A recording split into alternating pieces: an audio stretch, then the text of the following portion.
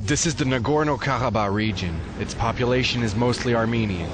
It's part of Azerbaijan, but in 1991, amidst the fall of the Soviet Empire, it became a self-proclaimed and de facto independent republic. In 1994, a fragile ceasefire ended 4 years of a violent war between Armenia and Azerbaijan. Since then, Karabakh has been surviving thanks to the help of Armenia. In the streets of capital city Stepanakert, the army is everywhere. 20,000, 25,000, it's hard to know the exact number of soldiers. In 1994, under pressure from Karabakh's defense army that had turned the tide by moving the fighting into Azerbaijan's territory, Azerbaijan was forced to accept a ceasefire. The armistice, which holds to this day, was signed by Armenia, Azerbaijan, and Nagorno-Karabakh. I am pleased that the United States stood with Karabakh during its effort to free itself from the Soviet Union and from Azerbaijan.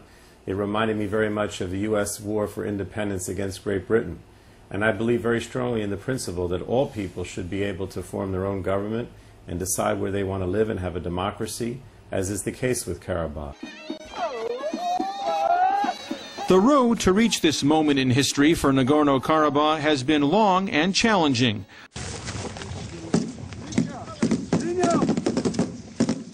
The temperature is high and the tension palpable.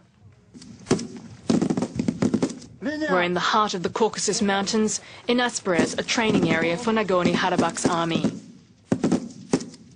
These exercises are just routine for these young trainee soldiers. Today's assignment, to destabilise and capture the enemy positions.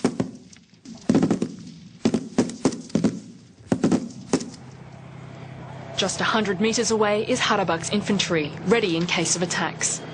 In Karabakh, they don't skimp on military training. These soldiers are just 18 years old, but they're already handling T-72 tanks.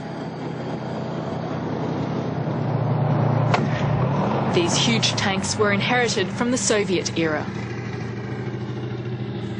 You know, I'm proud to be here. The most important thing is to always be ready to defend and protect one's land, one's people in the event of a war.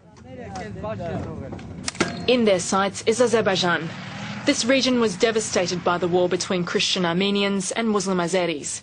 Some 30,000 people died between 1991 and 1994. Since then, a ceasefire has been established, but the peace remains fragile.